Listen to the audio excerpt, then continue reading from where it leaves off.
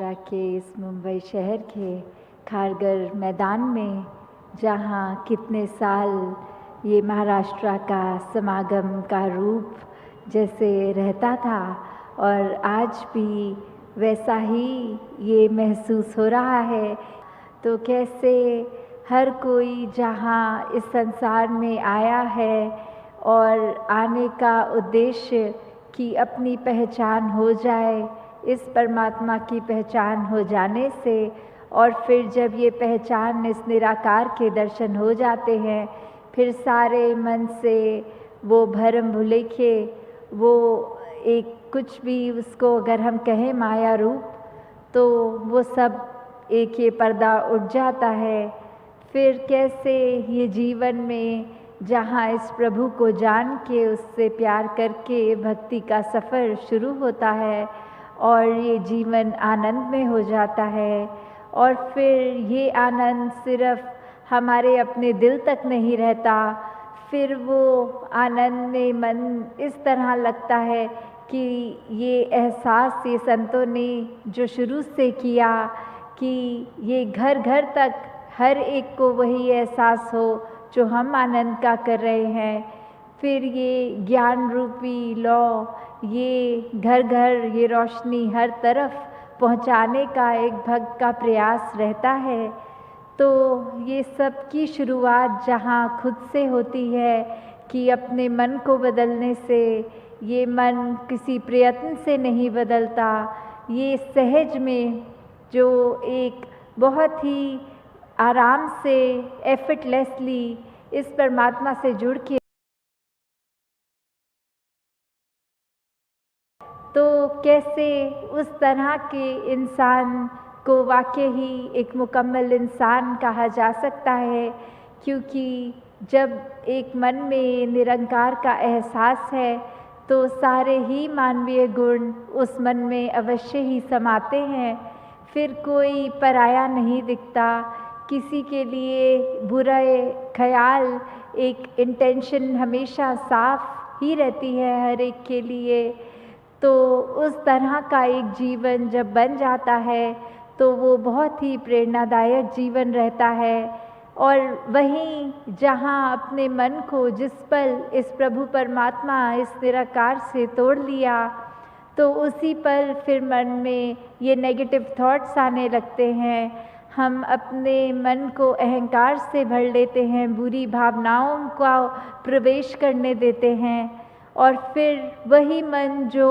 बहुत ही स्थिर होता है उसमें अब हलचल हो जाती है। तो कैसे हम जहाँ ये देखते हैं कि खुद को संवारने से ही दुनिया ने संवरना है, तो उसका शुरुआत ये प्रयास अपने आप से ही करना है। अक्सर एक फितरत बन जाती है इंसान की कि अगर उदाहरण में देखें कि कोई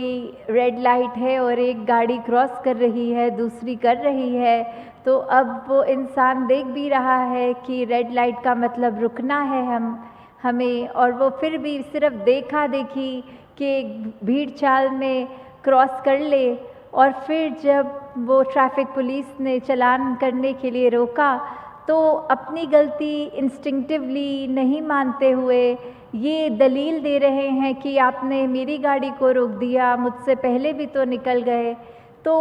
वो एक इंटेंशन जो आती है कि अगर सभी गलत कर रहे हैं तो हम भी कर लेते हैं, फिर वो गलती नहीं रहेगी क्योंकि सभी कर रहे हैं।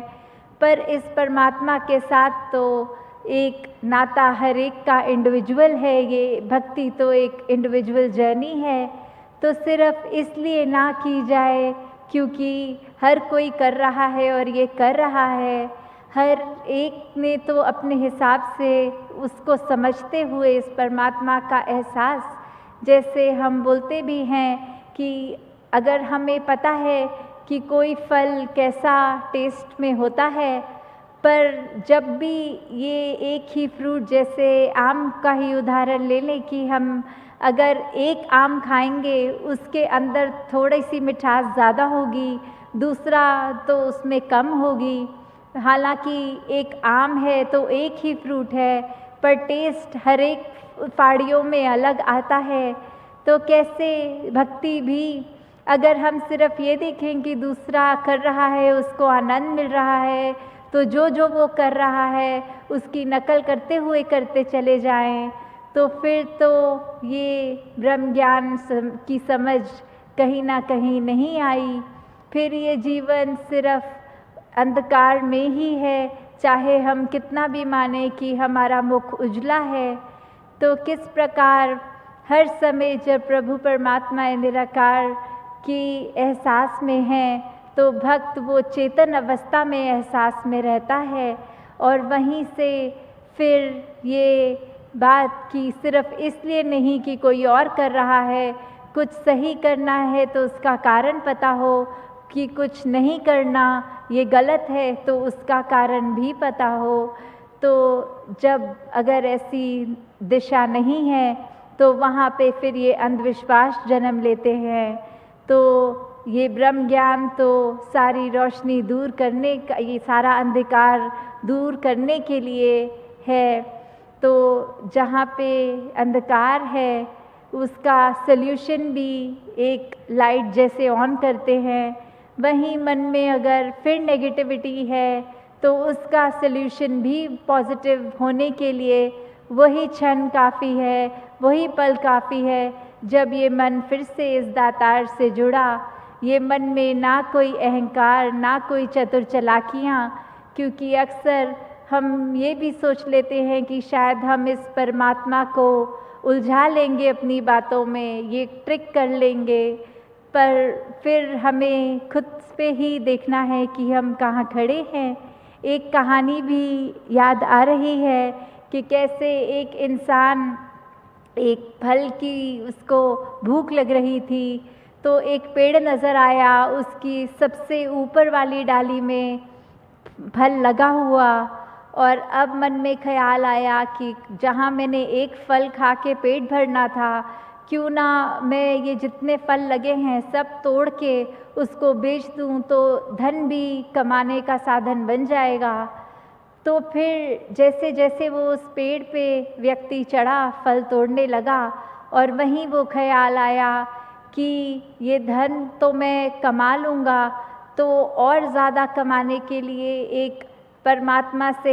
एक अरदास करी कि अगर आप पेड़ के सारे फल एक इस तरह कुछ रच दो कि मैं तोड़ पाऊँ, तो मैं अवश्य हर फल की कमाई का कुछ हिस्सा एक चैरिटी में दूंगा, एक दान का। फल तोड़ते तोड़ते जब बाजुएं भी थकने लग गई, और अब मन में ख्याल कि तोड़ने तो सारे ही फल हैं, फिर एक ख्याल आ रहा कि ये तो बहुत थकावट का काम हो गया, ये तो बहुत परिश्रम मेहनत का काम हो गया। तो अगर मैं इतनी मेहनत कर भी रहा हूँ तो क्या मुझे सच में एक इतना धनराशि मिल भी पाएगी कि नहीं, और उस धनराशि में से भी कुछ दान का तो पहले ही एक भगवान से कह दिया कि करेंगे। और जब वैसे ही और ख्याल आता गया कि एक छोड़ो, अब कोई बात नहीं, और ये मैं शायद ना ही तोड़ता और मैं कहीं से खरीद कर ही फल खा लेता, मेहनत भी बच जाती और दान भी नहीं करना पड़ता। अभी ऐसा ही ख्याल में जब चल रहा, वहीं पेड़ से पाँव फिसल के वो व्यक्ति नीचे गिरा। और फिर ये चतुराई उस समय कि ये भगवान को फिर कहा जा रहा है कि क्या हुआ भगवान, आप तो इतना सा मजाक भी नहीं सह पाए, तो हमेशा यही चाह रहा था कि मैं दान ही करूं, बस ऐसे ही मन में कह दिया कि नहीं करूंगा, खरीद के ही खा लूँगा। तो कैसे ये चतुराई एक मन जब आती है तो फिर एक ये बात हमें लगता है कि ये अंतर्यामी, ये परमात्मा हमारे अंदर की इंटेंशन को नहीं जानता होगा। सिर्फ हम शब्द जैसे दुनिया में किसी को कुछ भी कह देते हैं, वैसा ही ये हाल इस परमात्मा के साथ। तो यहाँ हमें खुद ही सोचना है कि जो हमसे ज़्यादा हमें जानता है,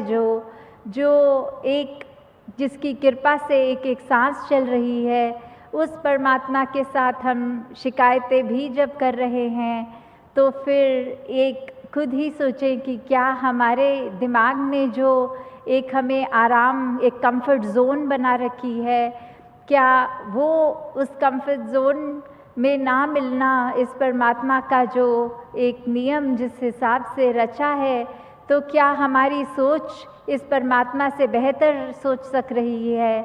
तो कैसे हर कोई जब ये सोचता है, जब किसी भी बात की गहराई में उसको सोचें, तो यही एक नतीजा निकलता है कि ये परमात्मा का एहसास जब पल पल रहेगा,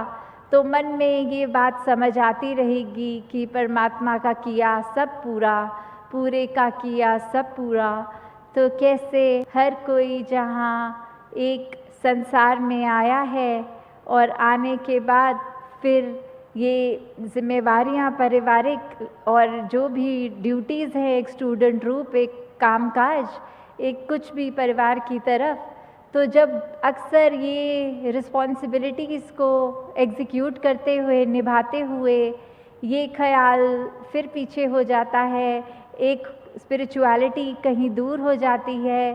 फिर इंसान खुद गर्ज होके सिर्फ़ अपना फ़ायदा किस तरह ज़्यादा से ज़्यादा हो उसके ऊपर लग जाता है। और अपना फ़ायदा अगर हम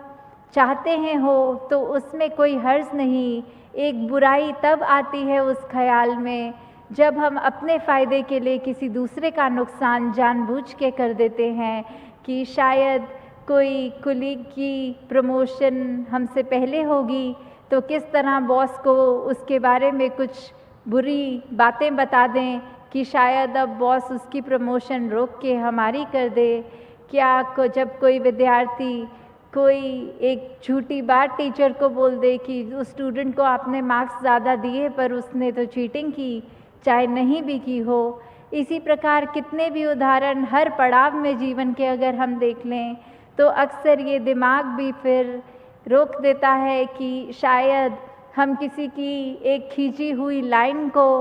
मिटा देंगे और उससे हमारी लाइन लंबी लगेगी तो वाहवाही मिलेगी।